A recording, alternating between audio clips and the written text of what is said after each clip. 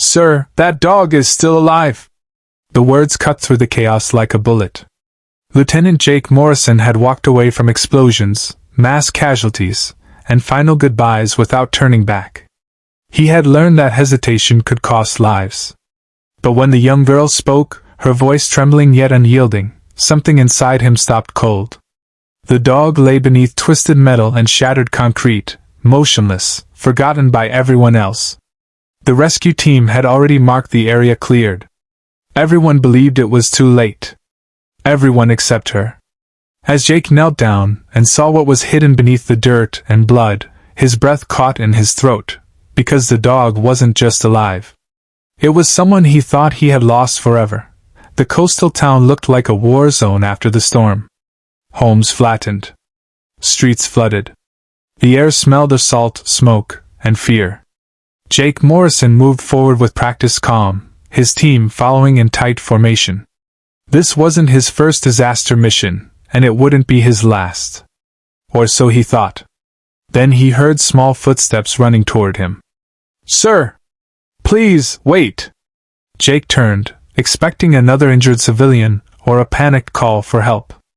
Instead, he saw a thin young girl clutching a torn jacket around herself. Her hair was tangled, her knees scraped raw, but her eyes burned with determination. She pointed frantically behind her. "That dog, he's still breathing." Jake followed her gaze to the rubble near an old warehouse. At first glance, he saw nothing but debris. Then he noticed a patch of fur beneath the concrete slab. A German shepherd. Barely moving. His men exchanged looks. Time was running out. Another storm wave was expected within the hour. "We can't stop," one of them said quietly. "He's gone." The girl stepped in front of Jake, blocking his path with her small body. "No. He saved us. He didn't leave us." Something about her words struck him. Jake crouched and brushed aside broken wood. As he cleared more rubble, the dog's face came into view, scarred, familiar. A faded military vest hung loosely over its frame. Jake's heart pounded.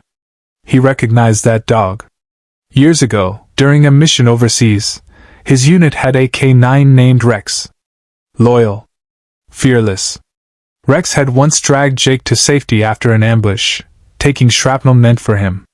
Later, during a chaotic evacuation, Rex had gone missing, declared Kia. But now, here he was. Rex's eye fluttered open.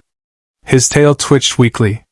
Jake removed his helmet and pressed his forehead against the dog's head. His voice cracked. "You're still fighting, old friend." The girl knelt beside him. "He stayed with us all night," she whispered. "Even when it hurt." Jake made a decision that would change everything. "We're getting him out," he said. The extraction wasn't easy. The slab weighed more than expected.